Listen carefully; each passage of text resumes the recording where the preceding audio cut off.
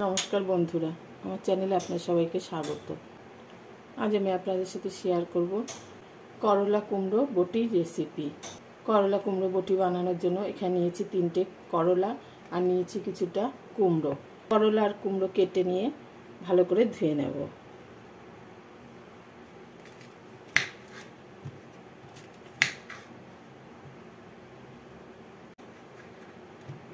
করলার ভেতরে বীজগুলোকে ফেলে দিচ্ছি।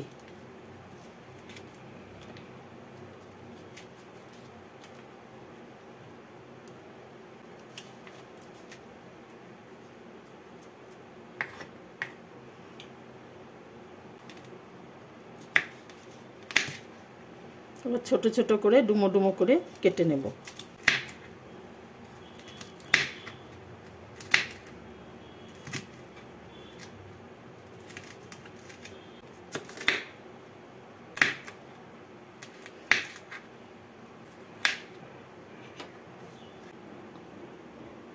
এইভাবে কেটে নিলাম। এবার কুমড়োর খোসা ছাড়িয়ে কুমড়োটাকেও ডুমো ডুমো করে কেটে নিচ্ছি।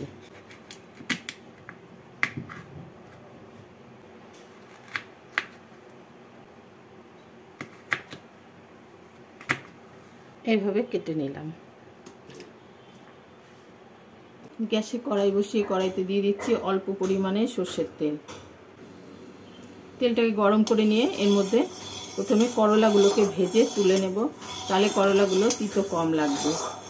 যারা একদমই তিতো খেতে পারেন না তারা করলার মধ্যে একটু নুন মাখিয়ে জলটা ফেলে দেবে, তাহলে করলাগুলো একদমই তিতো লাগবে না।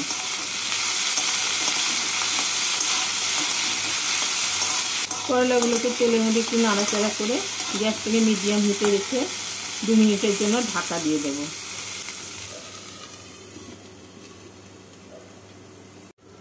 এবার 2 মিনিট পর ঢাকা খুলে করলাগুলোকে লাল করে ভেজে তুলে রাখবো। করলাগুলোকে আমি এইভাবে লাল করে ভেজে নিলাম। এবার করলাগুলোকে তুলে রাখছি।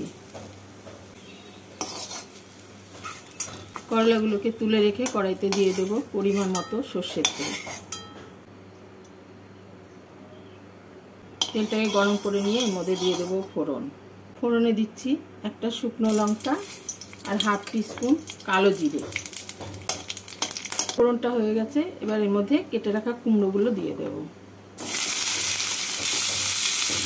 কুমড়োগুলোকে তেলের মধ্যে নাড়াচাড়া করে গ্যাসটাকে মিডিয়াম ফ্লেমে রেখে কুমড়োগুলোকে 2 মিনিট ঢাকা দিয়ে রাখবো।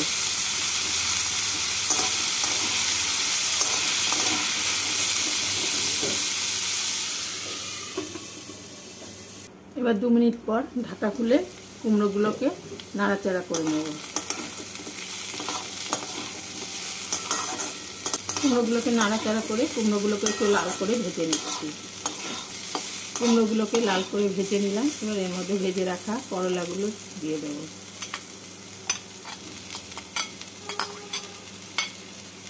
দিয়ে দেবো স্বাদ মতো নুন,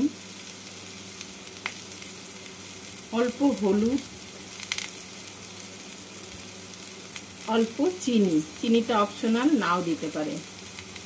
এবার ভালো করে মিশিয়ে এবার 2 মিনিটের জন্য আবারও ঢাকা দিয়ে দেব। ঢাকা দিয়ে দিলে করলা আর কুমড়োটা সেদ্ধ হয়ে যাবে। 2 মিনিট পর ঢাকা খুলে নাড়াচাড়া করে নামিয়ে নিলেই তৈরি হয়ে যাবে করলা কুমড়ো বটি।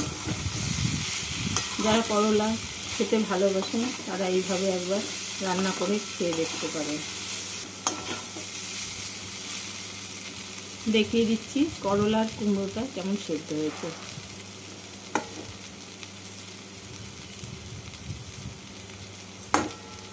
করলা কুমড়ো দুটোই সেদ্ধ হয়ে গেছে। এবার গ্যাসটাকে বন্ধ করে নামিয়ে নেব। আমার এই ভিডিও যদি আপনাদের ভালো লাগে লাইক, কমেন্ট আর সাবস্ক্রাইব করে পাশে থাকার অনুরোধ রইল।